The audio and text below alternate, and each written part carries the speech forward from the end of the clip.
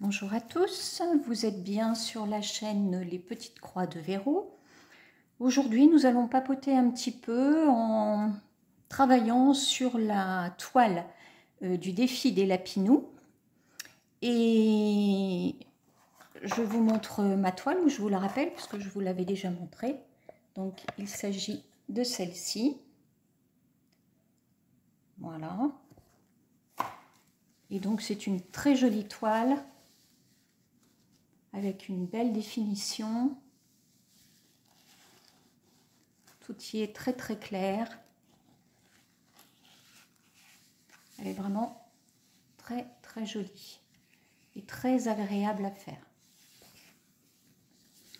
Voilà, donc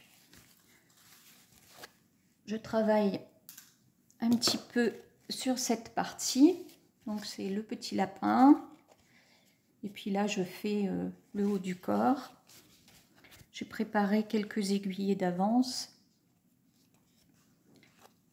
Voilà, j'espère que vous voyez bien. Bon, l'éclairage n'est pas très très bon parce que ici aujourd'hui à Cherbourg, il ne fait pas très beau. Cette nuit, alors on est le 22 septembre, hein, cette nuit, il y a eu un énorme orage qui était juste au-dessus de nous.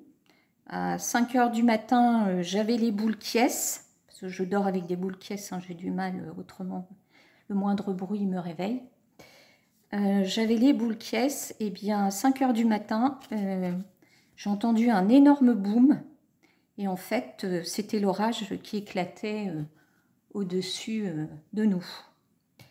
Et avec ça, on a eu des trombes d'eau. Incroyable. D'ailleurs, depuis plusieurs jours, il pleut sans arrêt. On a de temps en temps une petite éclaircie, mais ça ne dure pas bien longtemps. Ça ne dure pas bien longtemps et on a surtout beaucoup d'eau. En plus, les températures ont bien baissé. Donc là, j'ai remis le polaire. Et puis la nuit, j'ai remis une couverture. Voilà. Donc, j'espère que vous allez bien. Que vous faites du point de croix pour vous détendre. Pour ma part, ça me fait énormément de bien, le point de croix. Comme tous les travaux d'aiguille d'ailleurs. Comment dire, des loisirs créatifs comme le tricot, le crochet, la broderie apportent énormément de sérénité.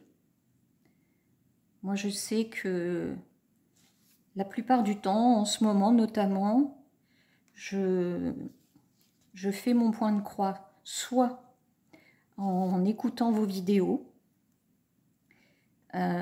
soit dans le silence total. Ça permet de réfléchir, ça permet d'écouter le silence. C'est apaisant. C'est quand on éteint tous les appareils, télé, radio, et qu'on se retrouve dans le silence, qu'on se rend compte combien on a une vie assourdissante. Moi, le bruit me perturbe énormément. Et donc, des périodes comme ça de calme, ça me fait énormément de bien. Voilà. Donc, vous voyez, autour de nous, on n'entend rien. Il n'y a que nous. Et ça fait du bien. Alors, donc je suis sur ma petite toile. Donc, j'avais préparé quelques aiguillés. Donc, je continue sur le noir. Donc là, je délimite mon petit lapin. Les couleurs sont très jolies aussi. Voilà. Hop. Ah, un petit rayon de soleil qui ne fait pas de mal. Voilà, on alterne comme ça entre entre les averses et les éclaircies. Mais ça, c'est Cherbourg, hein, de toute façon, on a l'habitude. Comme les vents soufflent très fort, on sait que le temps les nuages passent très vite, le temps peut être changeant très très vite. Donc, on a l'habitude. Voilà. Ah, c'est parti.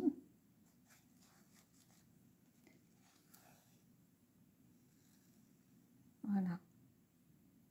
Je pourrais vous parler... Oh, bah décidément, un petit peu de mal. Hein. Je pourrais vous parler de mes centres d'intérêt.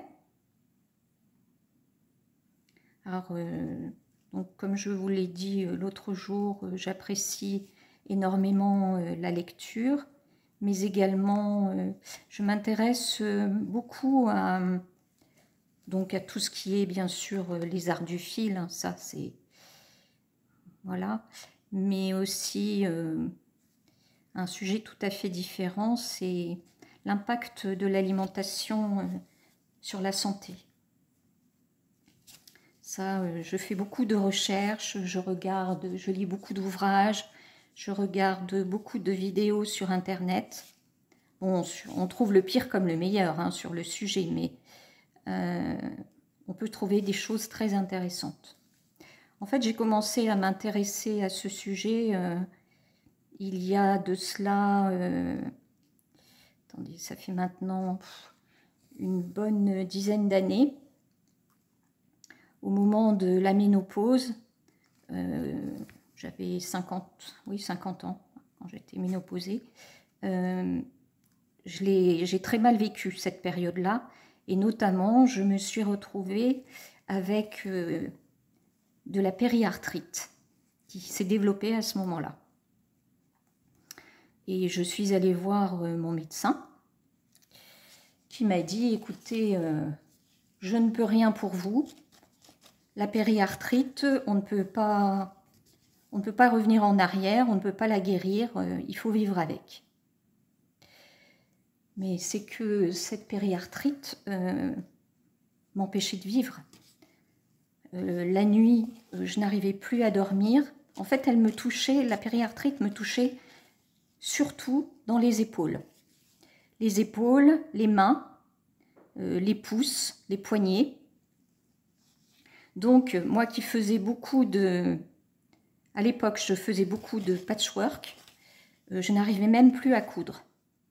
Donc, pour moi, c'était impossible. Hein. Ça, c'était tout simplement inenvisageable.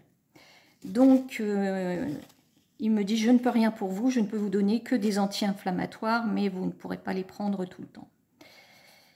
Donc, j'étais en colère. Quand je suis sortie, j'ai déchiré l'ordonnance d'anti-inflammatoire et je me suis dit... je n'irai certainement pas m'empoisonner avec ça. Et j'ai commencé à regarder dans les ouvrages... je me demande si je ne me suis pas trompée là. J'ai commencé à regarder dans... Comment dire? Dans les publications sur Internet, des vidéos, des textes aussi. Je suis allée voir des textes de médecins, chercheurs, voilà. Et j'en suis arrivée à la conclusion que notamment, pour ces problèmes de douleurs articulaires, d'arthrose, les produits laitiers y étaient pour beaucoup. J'ai donc décidé de tenter. J'avais lu que le lait notamment, tous les produits laitiers, hein, le beurre, le lait, le fromage. Je mangeais à l'époque beaucoup de yaourt, parce que j'adorais ça. Pas de fromage, parce que je n'étais pas du tout amatrice de fromage, mais je mangeais beaucoup de yaourt. Et donc j'ai décidé du jour au lendemain d'arrêter. Parce que j'ai lu, oui c'est ça, j'ai lu que le lait, le produit laitier, est un acidifiant pour l'organisme. Donc c'est comme si vous injectiez de l'acide dans votre corps.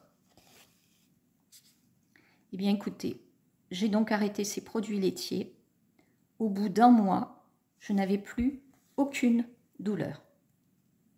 Alors on dira ce qu'on voudra, hein, c'est psychosomatique, c'est ci, c'est ça. Moi, je vois le résultat. Je ne mange plus du tout de produits laitiers et depuis, je n'ai plus de douleur.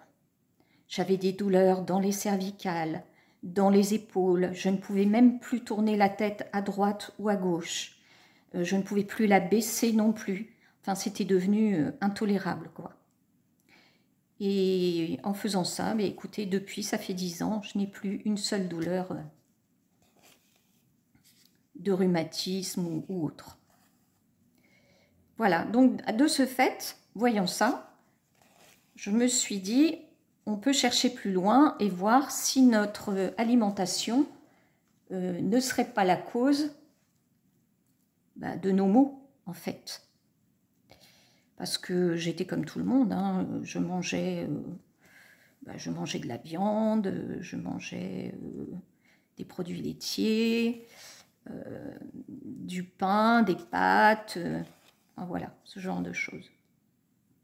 Et donc j'ai fait des recherches sur les bienfaits notamment des fruits, des légumes, et j'ai retiré de mon alimentation le gluten, donc les produits laitiers, la viande, et notamment les protéines animales, donc la viande, je les ai remplacées par des légumineuses, sachant qu'une légumineuse couplée avec une céréale, par exemple vous mangez des pois chiches avec du riz, donc je fais par exemple du curry de pois chiches avec du riz, ça constitue une protéine végétale qui remplace la protéine animale. Donc voilà, je me suis mise à consommer de plus en plus de fruits et de légumes et de moins en moins, j'y suis allée progressivement, et de moins en moins de tous les produits que je consommais avant. Bon, je ne buvais pratiquement pas, hein, je buvais un petit verre, un kir de temps en temps, on va dire peut-être une fois par mois, lors d'un apéritif. Bon. J'ai complètement arrêté parce que c'est très mauvais pour l'estomac. Et aussi, ce qui m'a fait changer mon alimentation, c'est que j'avais de gros problèmes d'estomac. Et ça m'a fait peur parce que mon grand-père, notamment, est décédé d'un cancer de l'estomac. Donc, je me suis dit qu'il fallait que je trouve une solution. Donc, aujourd'hui, le résultat, c'est que, par exemple, dans une journée, le matin, je prends un grand smoothie de bananes avec soit des myrtilles surgelées, soit de la mangue, enfin bon, un fruit qui parfume bien. Donc je mets 3 bananes et une grosse poignée de myrtilles pour me faire un smoothie banane-myrtille. Le midi, je mange à peu près normalement, tout en évitant quand même la viande. Et j'évite aussi le gluten, je remplace les pâtes par du riz, des pommes de terre, du quinoa, enfin voilà, des choses comme ça. Et le soir, je ne mange que des fruits et légumes crus ou cuits. Donc en ce moment, par exemple, je mange un demi-concombre, une poignée de tomates cerises, une pomme et quelques dattes. Ça, c'est mon repas du soir. Ce qui fait que les douleurs d'estomac ont complètement disparu. J'ai beaucoup, je n'ai plus de mal à digérer. Et je dors mieux. Je suis beaucoup moins, moins stressée. Et voilà. Donc ça, c'était pour vous dire pourquoi je m'intéressais à l'alimentation. Donc j'ai mis mon mari un petit peu à ce régime aussi, et ça lui fait beaucoup de bien. Voilà. Autrement que vous dire... en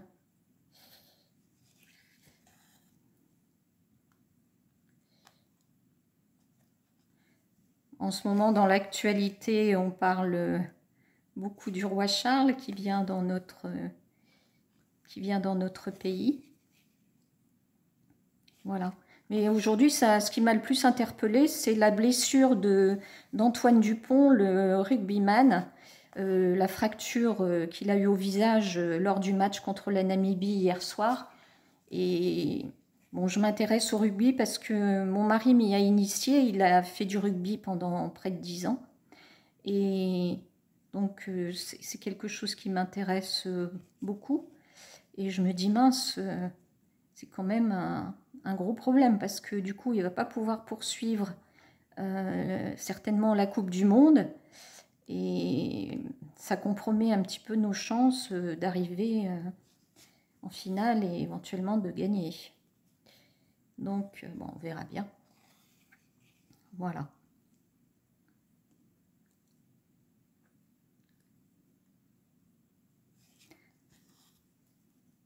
Alors, dites-moi dans vos commentaires hein, si vous aussi vous vous intéressez à l'alimentation, si ce que vous avez comme centre d'intérêt, si vous voulez que je fasse une vidéo sur un sujet particulier qui vous intéresserait et qui pourrait susciter des commentaires et des discussions.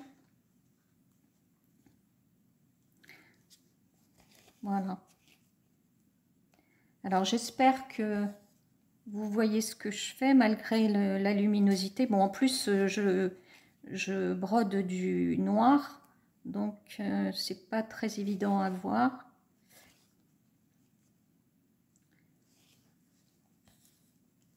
Voilà. Bon, j'espère que ce week-end, je vais avoir des nouvelles de mon fils pour voir comment ça se passe, les examens concernant la FIV pour sa compagne. Bon, je sais, cette semaine, ils m'ont dit que ils n'avaient pas eu une très bonne nouvelle dans la mesure où l'année dernière, Nina avait fait des examens qui montraient qu'elle avait 11 follicules. Et cette année, donc là, au moment du dernier examen, elle n'en a plus que 2. Donc, elle a un peu démoralisé. Bon, il faut qu'il s'accroche, hein, de toute façon. L'espoir fait vivre. Et puis bon, ce n'est que la première tentative. Il y en a encore 2 autres derrière. Voilà. Mon fils Pierre va peut-être venir manger ce week-end. Ça fait un petit moment que je ne l'ai pas vu là parce que nous sommes rentrés de vacances le 24 août et lui était en vacances à compter du 25. Mais bon, il a vécu sa vie pendant toutes ses vacances, pendant 3 semaines. Et du coup, on ne l'a pas vu du tout, du tout. Alors que d'habitude, on ne passe pas 2 semaines sans se voir. Donc, il commence à me manquer sérieusement.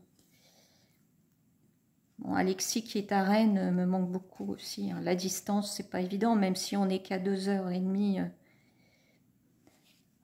Donc, on aurait bien aimé y aller ou que lui vienne, mais le problème, c'est qu'avec ses examens, eh bien, comment dire, l'hôpital peut les appeler à tout moment pour faire des nouveaux examens, faire des prélèvements ou autres. Donc, ça compromet un petit peu le week-end si on y va, quoi. Donc, mon fils préfère attendre un peu pour qu'on se voit. Voilà, bon, bah écoutez, vous avez vu un petit peu ce que j'ai fait. Donc, tout ça, je le montrerai lors de la, comment dire, de la vidéo que je ferai sur mes avancées. Donc, vous voyez, j'utilise, donc je roule mon, comment dire, mon ouvrage pour travailler. Et puis, j'ai trouvé ces petits, comment dire, voilà, ces petits anneaux là pour mettre dedans, pour rouler la toile et la maintenir Et c'est très pratique, ça maintient proprement et ça évite d'abîmer ce qui a déjà été fait et qui risque de s'user à force de toucher et de frotter. Voilà. Bon bah écoutez, je vous souhaite une bonne soirée ou une bonne journée. J'espère que cette petite vidéo vous aura plu. Dites-moi si vous en voulez d'autres et éventuellement sur quel sujet. Et n'hésitez pas à me mettre un petit pouce si ça vous a plu. N'hésitez pas à vous abonner. Et surtout, prenez bien soin de vous. Je vous dis à bientôt.